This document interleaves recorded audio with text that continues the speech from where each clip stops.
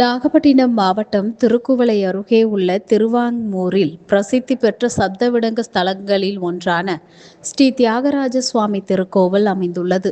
காசிக்கு அடுத்தபடியாக சத்ரு சம்ஹார பைரவர், அசித்தாங்க பைரவர், குரு பைரவர், சண்ட பைரவர், குரோதன பைரவர், கபால பைரவர், உன்மத்த பைரவர், பீஷ்ண பைரவர் உள்ளிட்ட 8 பைரவர்கள் ஒரே நேர்கோட்டில் அஷ்ட பைரவர் சந்நிதியில் அருள்பாலித்து வருவது இக்கோயிலுக்குரிய தனிச்சிறப்பாகும். ஒவ்வொரு மாதமும் தேய்பிறை அஷ்டமியை முன்னிட்டு சிறப்பு வழிபாடு வெகு விமர்சையாக நடைபெறும். அதன்படி ஆனி மாத தேய்பிறை அஷ்டமியை முன்னிட்டு சிறப்பு யாகம் சிவாச்சாரியார் பிச்சைமணி தலைமையில் நடைபெற்றது.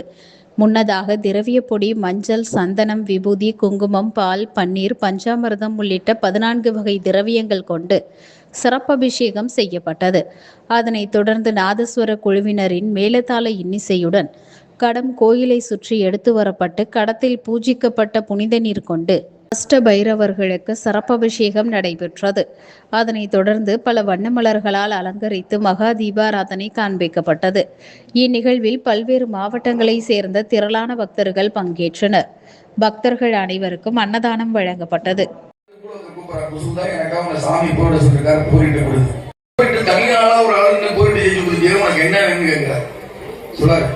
இந்த 14 லோகத்தை எல்லாமே அழியும் அவராகலாம். என்ன செயல் 3 பேர் அதை வச்சீங்கன்னா அவனை மாதிரி கொடுக்கறதையும் உங்களுக்கு எதுவுமே கிடையாது. சத்தியமா சொல்றேன்.